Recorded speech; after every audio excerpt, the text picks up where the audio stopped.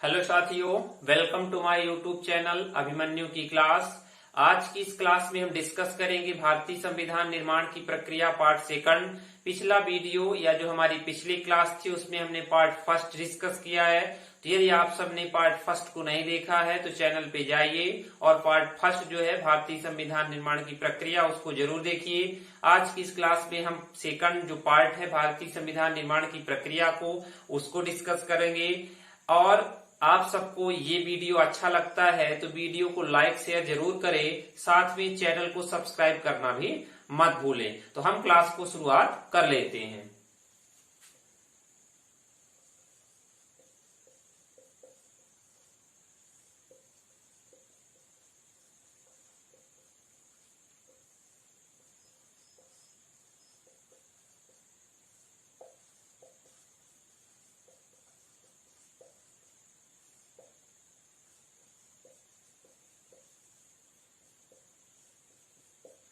तो आज की ये क्लास भारतीय संविधान निर्माण में पार्ट सेकंड है।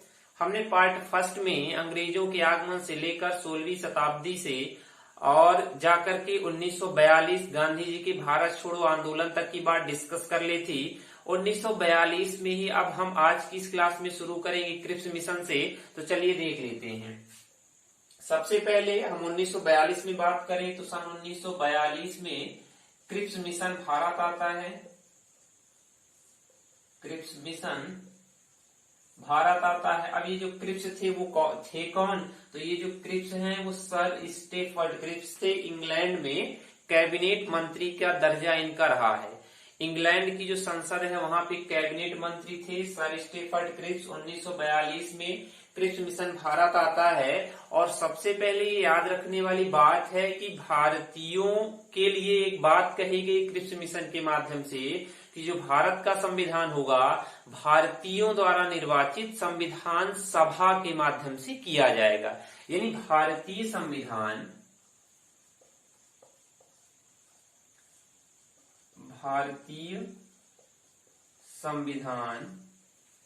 भारतीयों द्वारा निर्वाचित संविधान सभा के माध्यम से बनाया जाएगा।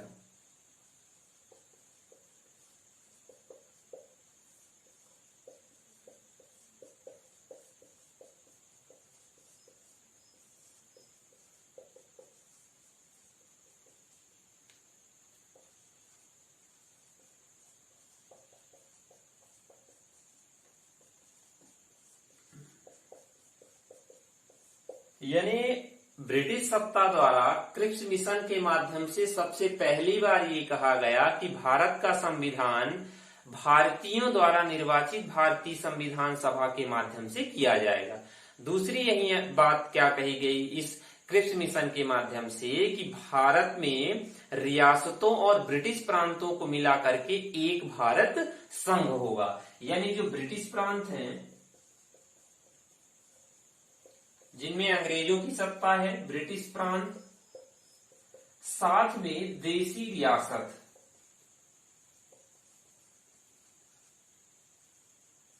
मिलाकर के क्या बनेगा? एक भारत संघ होगा।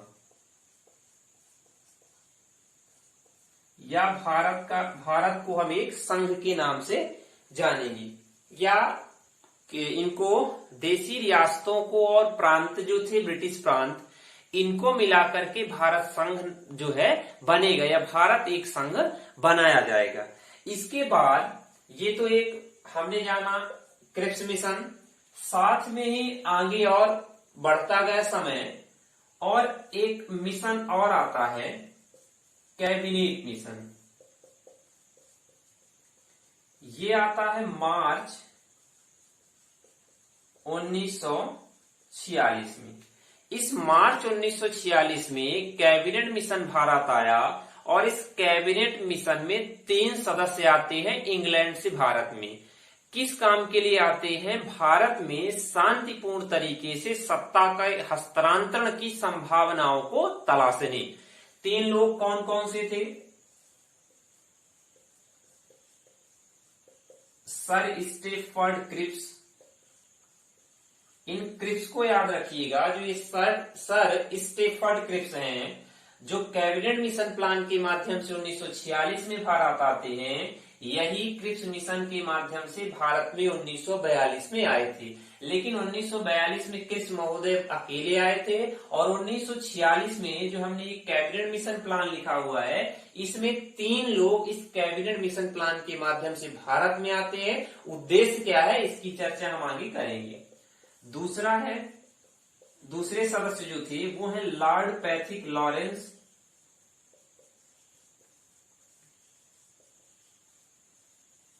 और तीसरे नंबर पर आते हैं एबी अलेक्जेंडर।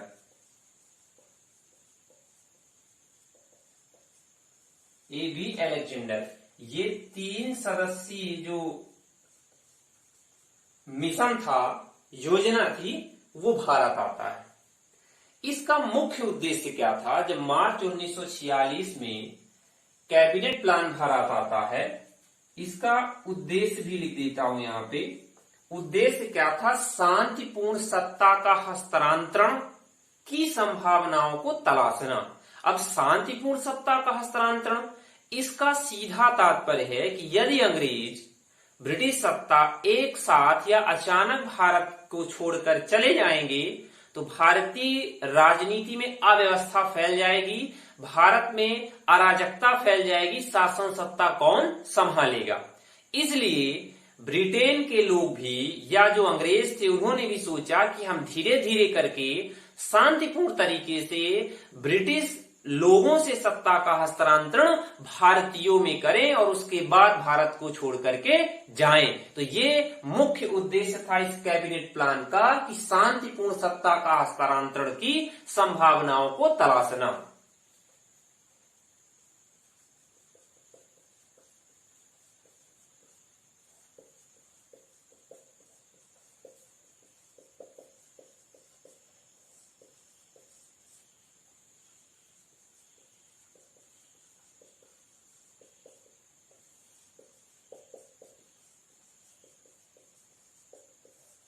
शांतिपूर्ण सत्ता के हस्तांतरण की संभावनाओं को तलाशना कि कैसे ब्रिटिश सत्ता से, ब्रिटिश लोगों से सत्ता का हस्तांतरण भारतीयों में कर दिया जाए। ये सबसे मुख्य उद्देश्य था किसका? इस कैबिनेट मिशन प्लान का।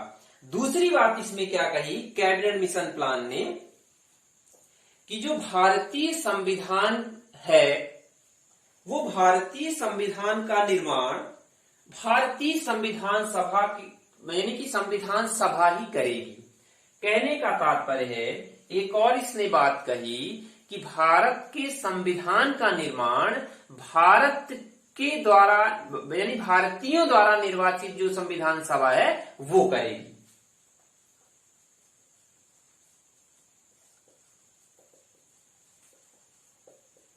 भारतीय संविधान का निर्माण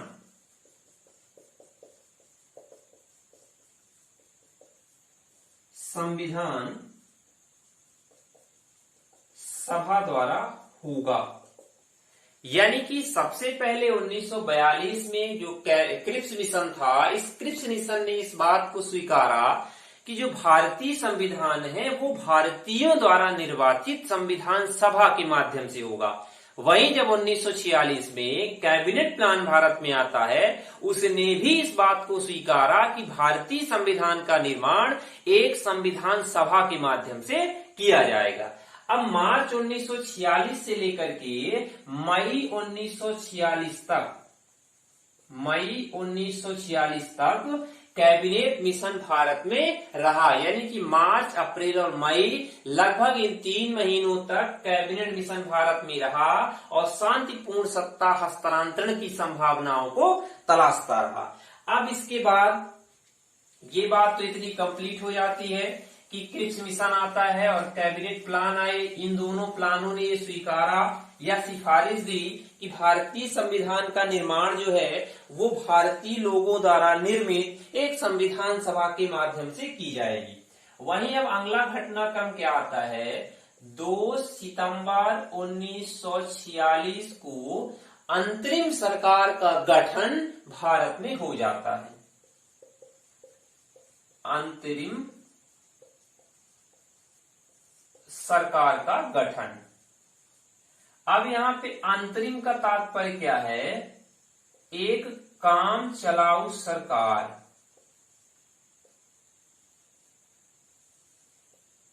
काम चलाऊ सरकार, यानी कहने का तात्पर्य है कि जब तक भारत का संविधान बनकर के तैयार नहीं हो जाता और भारत की शासन व्यवस्था भारतीय संविधान के अनुसार नहीं चलती, तब तक के लिए एक अस्थायी या इस काम चलाऊ सरकार को बना लिया जाए। इसमें जो है मुखिया या नेतृत्व किसने किया था काम चलाऊ सरकार या अंतरिम सरकार का? तो पंडित नेहरू के नेतृत्व में 2 सितंबर 1946 को अंतरिम सरकार अस्तित्व में आई। अब बात आती है कि संविधान सभा का गठन।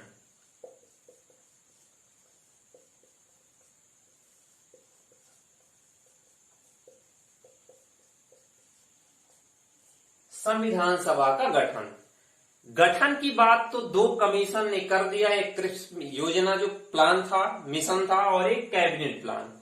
दोनों ने तय कर दिया कि भारतीय संविधान का निर्माण भारतीयों द्वारा निर्वाचित एक संविधान सभा के माध्यम से होगा। इस जो संविधान सभा थी, इसके गठन की बात की जाए तो जुलाई 1946 में कैबिनेट मिशन की सिफारिश के आधार पर संविधान सभा का गठन कर दिया जाता है।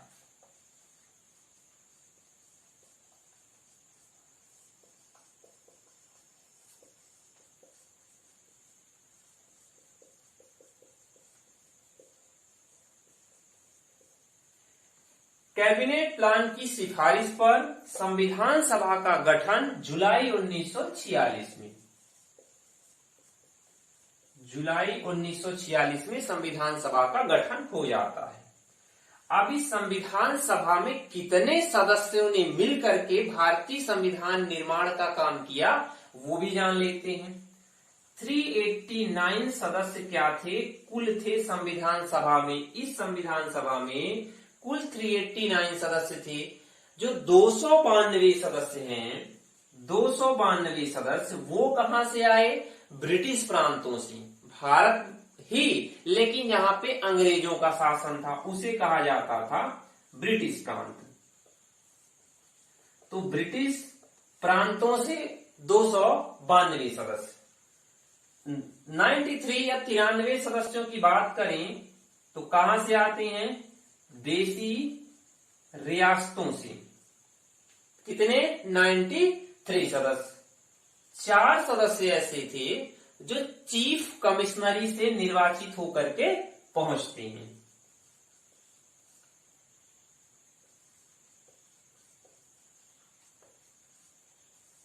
चार सदस्य। कुल मिला के बात करें 389 सदस्यों के द्वारा भारतीय संविधान का काम शुरू हो जाता है जुलाई 1946 से। अब ये दौर जो है जुलाई 1946 से शुरू हुआ और 24 जनवरी 1950 तक संविधान सभा ने पूरी तरह से काम किया। और यही जो समय था, इसी दौरान बीच का समय आता है 14 अगस्त 1947 और इसी दिन भारत का विभाजन हुआ और भारत का एक अलग हिस्सा पाकिस्तान के नाम से जाना जाने लगा।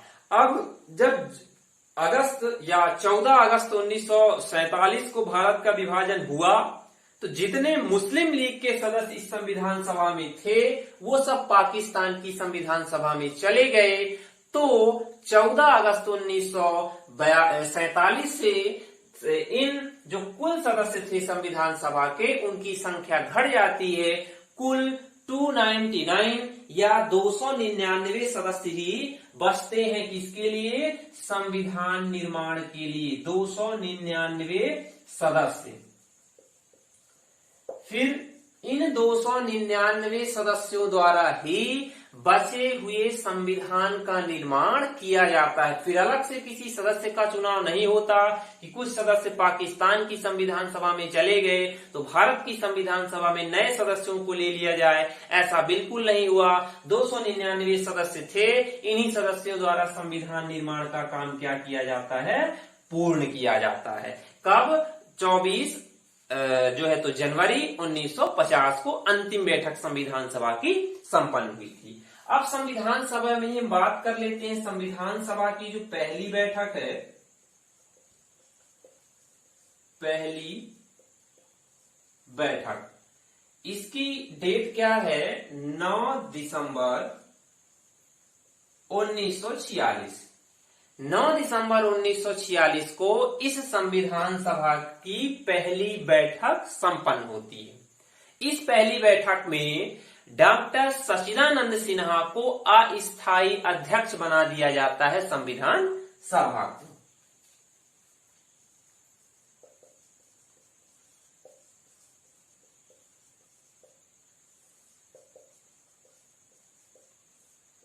सच्चिदानंद सिन्हा को अस्थायी अध्यक्ष संविधान सभा का बना दिया जाता है। जस्ट इसके दूसरे दिन ही 11 दिसंबर 1946 को संविधान सभा की दूसरी बैठक संपन्न हुई और इस दूसरी बैठक में इनको जो अस्थायी अध्यक्ष थे संविधान सभा के हटा करके डॉक्टर राजेंद्र प्रसाद को स्थायी अध्यक्ष पद दे दिया जाता है। 11 दिसंबर 1946 को डॉक्टर राजेंद्र प्रसाद को स्थायी अध्यक्ष बना दिया जाता है। इतना याद रखना है कि जो पहली बैठक थी 9 दिसंबर 1946 को, इसमें डॉक्टर सच्चिदानंद सिन्हा को संविधान सभा का अस्थायी अध्यक्ष बनाया गया और अगले दूसरे ही दिन जो बैठक हुई 11 दिसंबर 1946 को, इस बैठक में डॉक्टर राजेंद्र प्रसाद को संविधान सभा का स्थायी अध्यक्ष नियुक्त कर दिया जाता है। अब इसी संविधान सभा के माध्यम से अगली डेट आती है 13 दिसंबर 1946। ये तो पहला डेट है, ये दूसरी और अगली जो है तीसरी आती है। 13 दिसंबर 1946 को पंडित नेहरू यानी जवाहरलाल नेहरू ने संविधान सभा में उद्देश्य प्रस्ताव पेश किया। उद्देश्य प्रस्ताव पेश किया और यही उद्देश्य प्रस्ताव आगे चल करके भारतीय संविधान की उद्देशिका बनती है या जिसे हम प्रस्तावना भी कहते हैं। यही उद्देश्य प्रस्ताव आगे चल करके भारतीय संविधान की उद्देशिका या प्रस्तावना बनती है। अब अंतिम बैठक की हम बात कर लें कि अंतिम बैठक कब होती है संविधान सभा की, तो अंतिम बैठक अभी हमने बताया ही कि 24 जनवरी 1950 को, यानी संविधान लागू होने से महज 2 दिन पहले ही संविधान सभा की अंतिम बैठक संपन्न की जाती है। अंतिम बैठक 24 जनवरी 1950 को। इसी दिन संविधान सभा ने डॉक्टर राजेंद्र प्रसाद को भारत का प्रथम राष्ट्रपति भी चुन लिया। यानी इसी डेट से प्रथम राष्ट्रपति किसे नियुक्त कर लिया गया? इन्हीं को, जो कि संविधान सभा के स्थायी अध्यक्ष रहे हैं, डॉक्टर राजेंद्र प्रसाद को नियुक्त कर लिया जाता है इस अंतिम बैठक के समय। अब हम बात करें कि संविधान सभा का जो काम था कब पूरा होता है। यानी संविधान शुरुआत बनने से 9 दिसंबर 1946 से तो शुरू होता है संविधान बनना, वहीं संविधान बनकर के कब तैयार होता है, यानी कि पूरी तरह से संविधान की रचना कब हो जाती है, तो उसकी डेट आती है 26 नवंबर 1949। अब प्रश्न आ रहा होगा कि जब 26 नवंबर के दिन 1949 में क्या कर दिया जाता है, संविधान बन करके तैयार हो गया तो लेट करने का उद्देश्य क्या था, यानी लागू इसे 26 जनवरी 1950 में क्यों किया गया, क्योंकि जब बन तो गया 26 नवंबर 49 को, तो लागू भी इसी समय कर देना चाहिए, लेकिन इसे लागू 2 महीने लेट से किया जाता है। इसकी भी एक वजह है कि 1929 में हम भारतीयों ने मिल करके रावी नदी के तट पर पूर्ण स्वराज दिवस मना लिया था। कब, 26 जनवरी 1930 को, या सॉरी 1929 को। इसीलिए भारतीय संविधान निर्माण करने वाले संविधान सभा के लोगों ने सोचा कि क्यों ना हम उसी 26 जनवरी के दिन संविधान लागू करें जिस दिन हमने 1929 में क्या कर लिया था, पूर्ण स्वराज दिवस मना लिया था। इसीलिए 26 जनवरी 1950 को हमारे देश का संविधान लागू किया जाता है। इतना याद रखना है कि जब संविधान बना 26 नवंबर 1949 को, इसी दिन कुछ नियम जो है, कहने का मतलब आर्टिकल है, प्रावधान है, वो लागू हो गए थे, लेकिन पूरी तरह से लागू करने की डेट 26 जनवरी 1950 है। अब इसे दिन जो है प्रस्तावना में इस डेट का उल्लेख है, जो हम भारत के लोक से शुरू होती है, उद्देशिका है प्रस्तावना हमारे संविधान की, और इसमें अंतिम में क्या कहा गया है कि 26 नवंबर 1949 मिति मार्ग शीर्ष शुक्ल सप्तमी संवत 2006 विक्रमी को एतद द्वारा इस संविधान को अंगीकृत, अधिनियमित और आत्मार्पित करते हैं। तो ये 3 शब्द याद रखिएगा, अंगीकृत, अधिनियमित और आत्मार्पित की बात इसी 26 नवंबर को हुई थी, जिसका उल्लेख भारतीय संविधान की प्रस्तावना में भी किया गया है। अब हम बात कर लेते हैं कि भारतीय संविधान बन तो गया 26 नवंबर 1949 को। अब इस संविधान में था क्या क्या, बना जब तो था क्या। सबसे पहले हम बात कर लें कि आर्टिकल कितने थे, 395 आर्टिकल कितने थे, यानी कि अनुच्छेद। भाग की बात करें तो भागों की संख्या कितनी थी, 24। अनुसूचियों की बात करें, अनुसूचियां तो जब बना तो 8 थी, लेकिन वर्तमान अनुसूचियों की हम बात करें कि वर्तमान में संविधान में कितनी अनुसूचियां हैं, तो इनकी संख्या बढ़ करके 12 हो चुकी है। तो इतनी बातें याद रखिएगा कि हमारे भारतीय संविधान में 395 आर्टिकल्स हैं, 22 भाग हैं, 8 अनुसूचियां संविधान निर्माण के समय थी, वर्तमान में इनकी संख्या 12 हो चुकी है। और बात कर लेते हैं कि संविधान निर्माण के समय बहस कितने दिन की हुई थी, तो 114 दिन या दिनों की बहस हुई है ना। इतना भी याद रखिएगा कि 114 दिन की बहस भी संपन्न हुई इसको बनाने में।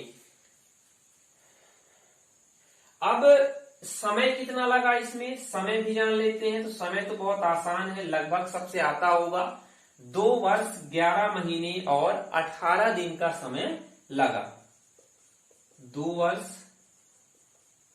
11 माह और 18 दिन, लगभग 3 वर्ष का जो समय था हमारे भारतीय संविधान निर्माण में लगा। काफी बार ये क्वेश्चन पूछा जाता है कि भारतीय संविधान बनने में समय कितना लगा, तो आप वैसे भी निकाल सकते हैं। जो पहली बैठक हुई थी 9 दिसंबर 1946 से लेकर के अंतिम बैठक 24 जनवरी 1950, इन दोनों डेट के बीच का समय जो है वो 2 वर्ष 11 माह और 18 दिन का आता है। तो इसके माध्यम से भी याद हो सकता है कि कितने जो है समय भारतीय संविधान में लगा। और इस 26 जनवरी 1950 से भारत एक गणतंत्र कहलाया। भारत एक गणतंत्र कहलाया। गणतंत्र शब्द का तात्पर्य क्या है कि भारत की जो सत्ता है वो किसमें निहित है, जनसाधारण में। यानी भारतीय लोग जिसको चाहेंगे अपनी इच्छानुसार सत्ता पर बैठाएंगे, यही कहलाता है गणतंत्र। तंत्र।